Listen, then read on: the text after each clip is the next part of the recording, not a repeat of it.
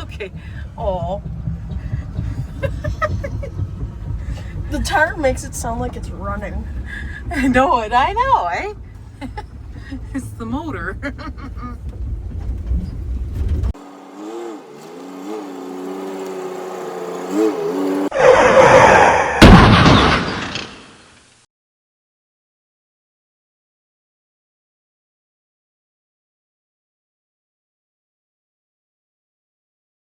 Today's project is a 66 Pontiac Parisienne convertible. We rescued this from the weeds a couple weeks ago, and Mrs. Junk has decided she wants this ride for herself. So the plan for this year is to get her running and driving and safe, and so she can cruise it this summer, and then it'll be a work in progress over the next little bit, probably a year or two, until we get her exactly the way Mrs. Junk wants it. So, Pontiac Parisienne. I'm sure you guys in the States are thinking, that looks like a Bonneville, but you're right. It does look like a Bonneville. So, in 66, Pontiac had Canadian cars and they had American cars.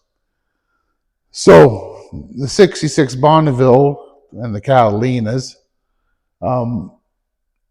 had their own frames, engines. They didn't use any of the Chevy stuff. The Pontiac division in the States used all Pontiac items. In Canada, and that was before free trade, to sell cars in Canada, you had to make cars in Canada, or else you'd be paying all kinds of duties and blah, blah, blahs.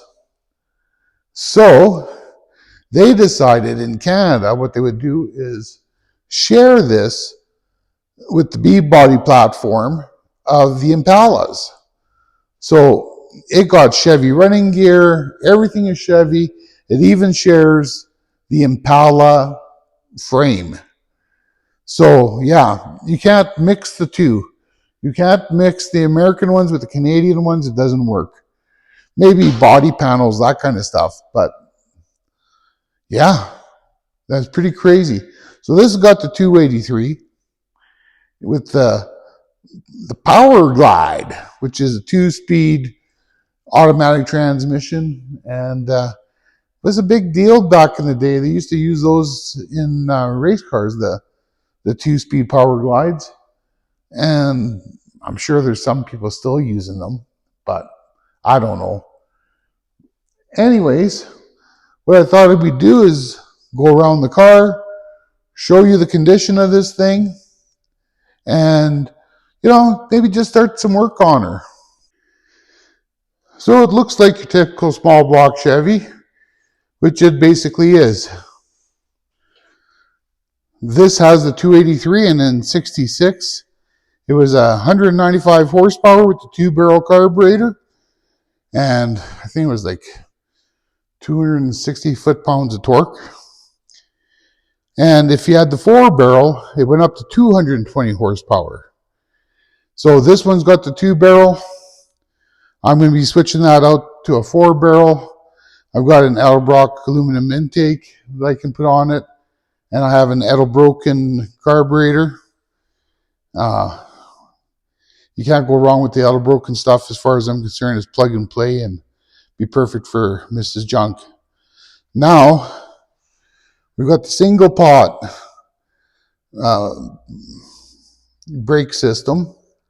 That's going to be changed to a dual pot, and I'm really thinking of switching it to disc brakes right away.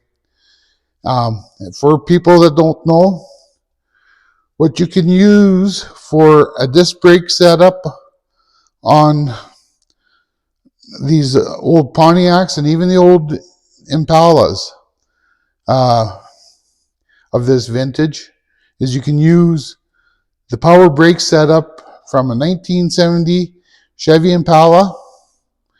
It fits right onto the ball joints and stuff. So you'll need the spindles and calipers, rotors, pads, of course. So, anyways, this is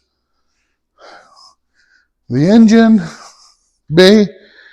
She don't have heat. Looks like someone went a little rank on the heater core, and she's looped now.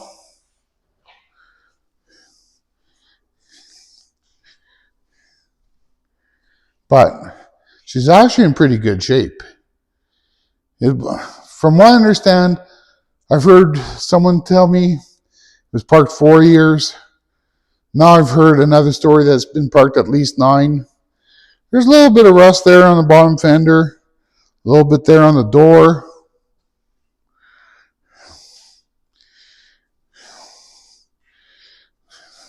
She got a little bit of an owie in the rear quarter and some more weight reduction there.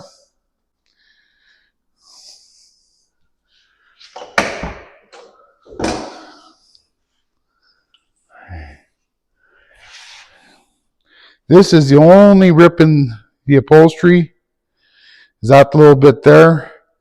And I'm thinking a person might be able to just replace that side panel. That's what I'm kind of hoping. She got the power windows, the crank vents. She's got the 120 mile an hour speedometer.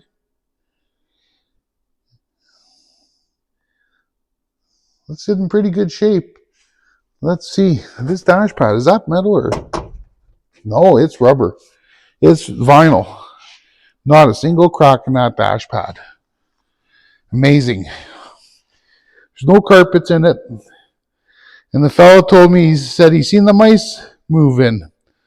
So he thought I should just remove that carpet. I guess it was pretty stinky anyways. So, but yeah.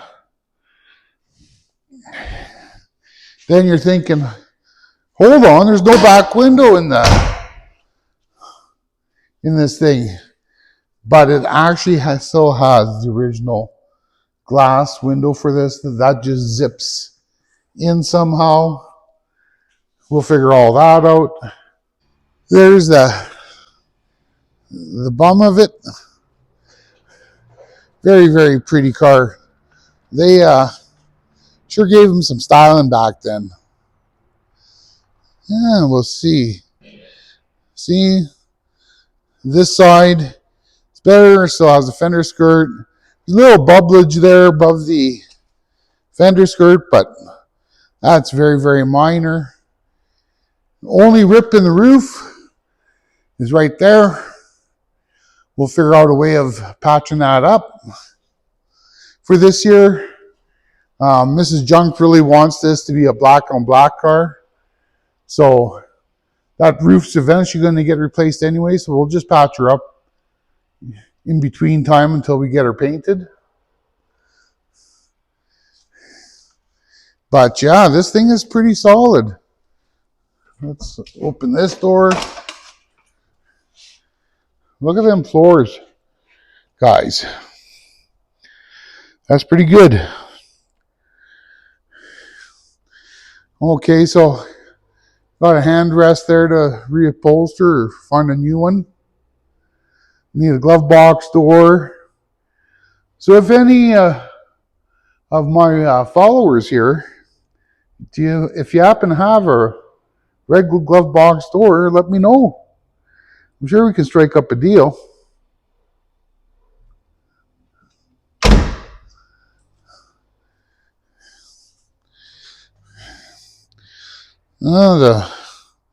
Again, a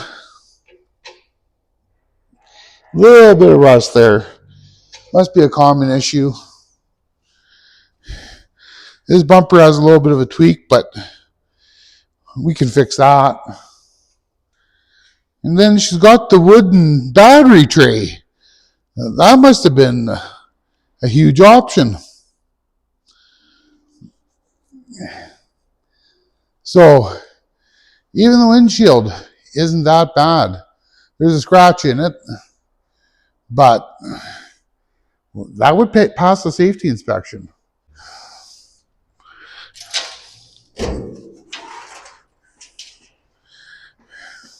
Came with a set of rallies, and that's really cool. And they're 15-inch, so we can definitely put disc brakes behind those. I was a little worried about that, but only a little bit of rust in this trunk is right there. Okay, I hope you guys can see that. Let's see. Yeah, right there. That's the only little bit of rust in that floor, which is pretty cool.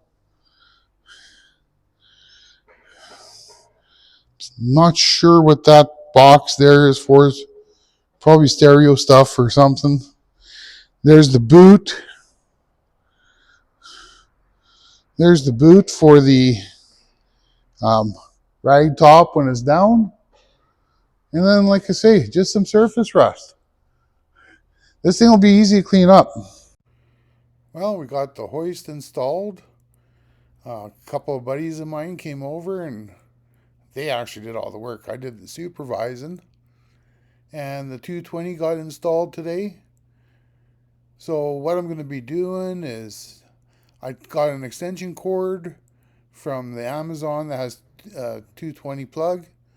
We're going to hook it onto that, plug it into that 220 plug-in they installed this morning. Now up here we've got a high limit switch. So if you raise the car and it hits that pole, it'll shut that motor off and you won't cause any damage. The other thing I have to do is fill that up with hydraulic fluid, bleed it, adjust these cables, and we're going to be lifting stuff. So that's really, really cool. Something you guys can look forward to in the near future. Now that was some nice junk.